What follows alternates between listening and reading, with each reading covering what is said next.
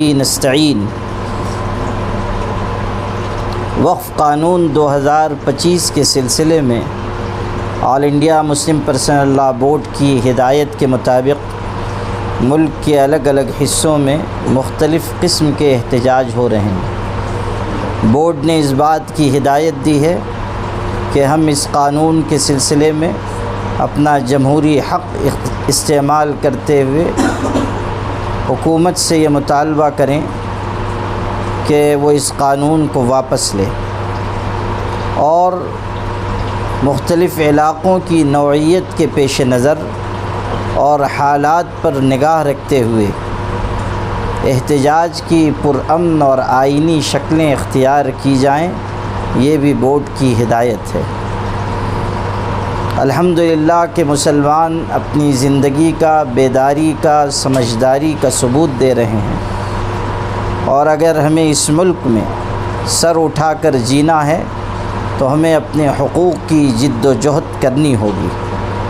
جو لوگ حق کے لیے آواز نہیں اٹھاتے ہیں وہ پھر لاشیں اٹھایا کرتے ہیں، اور حق کے لیے آواز جتنی دیر سے لگائی جائے گی اسی قدر زیادہ قربانیاں دینی پڑیں گی۔ ہمارا شہر مالیگاؤں ملی تحریکات کے اعتبار سے زرخیز شہر رہا ہے۔ یہاں ایسے لوگ رہے ہیں کہ جنہوں نے ہر دور میں ملی تحریکات میں بھرپور طریقے سے حصہ لیا ہے، اور یہ بھی ایک تاریخ ہے کہ ہمارے شہر سے اٹھنے والی آواز دیر تک گونجتی رہی ہے اور دور تک پہنچی ہے۔ وقف قانون 2025 کے سلسلے میں بھی ہمارے شہر سے مضبوط آواز اٹھنی چاہیے، دور تک پہنچنی چاہیے۔ اس سلسلے میں ایک مشاورتی نشست کی گئی، اور اب یہ اعلان کیا گیا ہے کہ عنقریب مختلف اقدامات کیے جائیں گے انشاءاللہ، جن میں سے کل بروز جمعہ کو 2 اہم کام ہونے ہیں۔ پہلی بات یہ کہ سارے شہر کے لوگ جمعہ کی نماز کے لیے جب آئیں تو اظہار ناراضگی کے طور پر سیاہ پٹی کالی فیت اپنے بازو پر باندھ کر آئیں۔ یہ ہے تو چھوٹی سی چیز، لیکن اس کا اثر دور تک جائے گا انشاءاللہ۔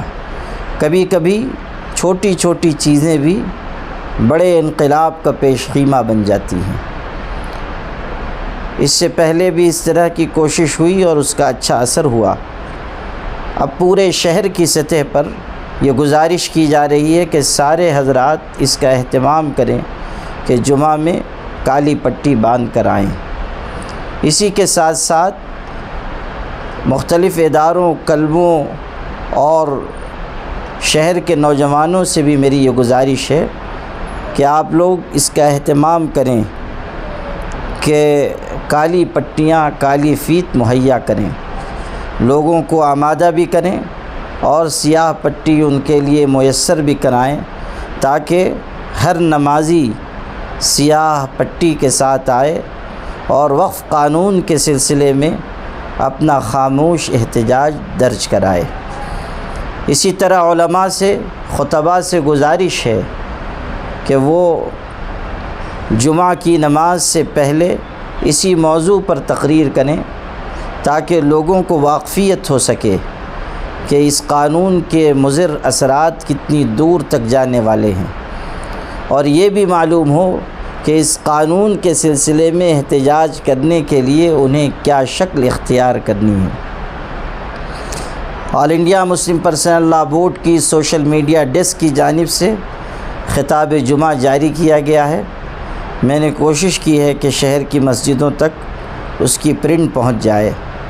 جہاں نہ پہنچے، علاقے کے نوجوانوں سے گزارش ہے کہ وہ اس کو سوشل میڈیا سے اٹھا کر پرنٹ کرا لیں اور اپنے علاقے کی مسجدوں تک، اماموں تک، علماء تک، خطباء تک اس کو پہنچائیں۔ اور علماء کی اور خطباء کی ذمہ داری ہے کہ وہ اس خطاب جمعہ کی روشنی میں اپنے مصلیوں تک بورڈ کا پیغام پہنچائیں اور اس وقت جو کرنے کے کام ہیں وہ بتائیں۔ مجھے امید ہے کہ آپ سب حضرات اس جانب توجہ دیں گے انشاءاللہ الرحمن۔ اس کے علاوہ آنے والے دنوں میں احتجاجی اجلاس عام بھی ہوگا، مردوں کے لیے بھی خواتین کے لیے بھی۔ یہ بھی کوشش کی جائے گی کہ احتجاج کی دوسری اور شکلیں بھی اختیار کی جائیں جس سے ہماری بات دور تک پہنچ سکے۔ اللہ نے چاہا اور تسلسل اور خلوص کے ساتھ ہماری یہ کوششیں جاری رہیں تو انشاءاللہ یہ کوششیں رنگ لائیں گی اور کامیابی قدم چومے گی۔ میں آپ سب سے گزارش کرتا ہوں کہ اس مرحلے میں ہمیں اپنے اپنے حصے کا کام ضرور کرنا چاہیے اور اپنی ذمہ داری کا احساس ہم سب کے دل میں رہنا چاہیے۔ والسلام علیکم ورحمۃ اللہ وبرکاتہ۔ جواب داخل کرنے کے لیے 7 مئی تک نہیں، 5 مئی کو سماعت ہوگی، لیکن 7 دن کی مہلت دی گئی۔ آگے فرمائیے۔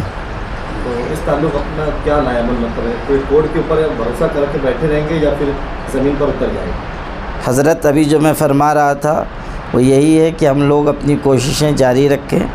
سپریم کورٹ نے آج 2-3 اہم باتیں کہی ہیں۔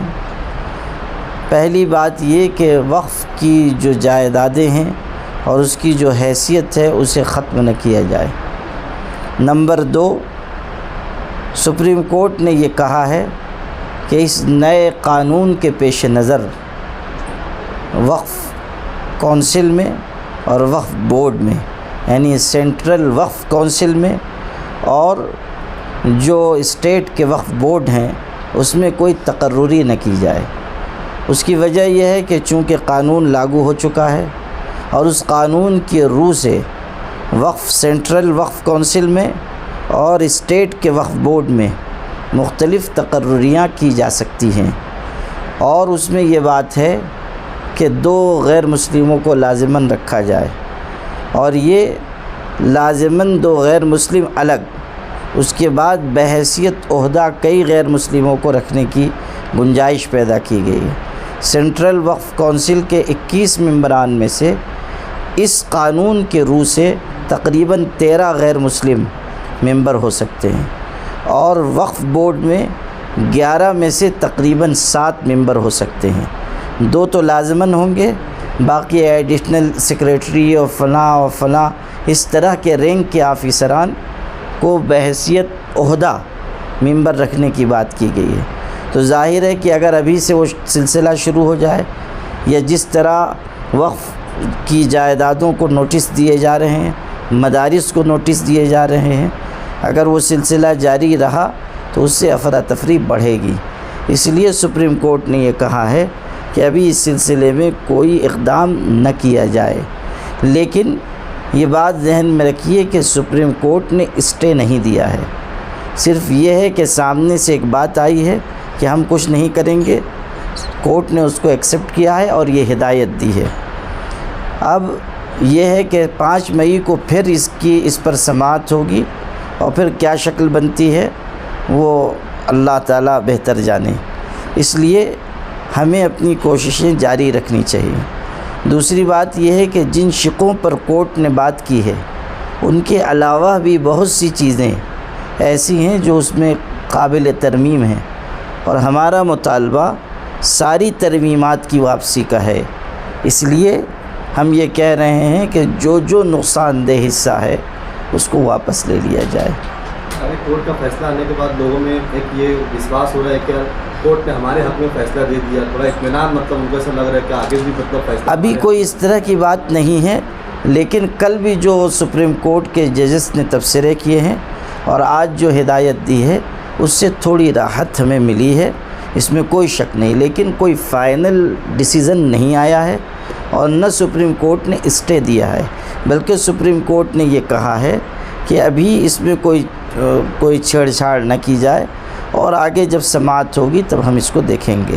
تو اس لیے یہ سمجھنا کہ فیصلہ ہو گیا ہے یا ہمارے حق میں آ گیا ہے یا اطمینان حاصل کر لینا، یہ بات صحیح نہیں ہے۔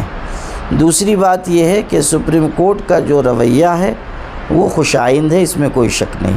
اسی طرح سپریم کورٹ نے چند دن پہلے ہماری ہی ریاست کے ایک معاملے میں اردو زبان کے سلسلے میں جو فیصلہ دیا ہے وہ بہت اچھا ہے، حوصلہ افزا ہے، اور ہمیں اس کو خوش آمدید کہنا چاہیے۔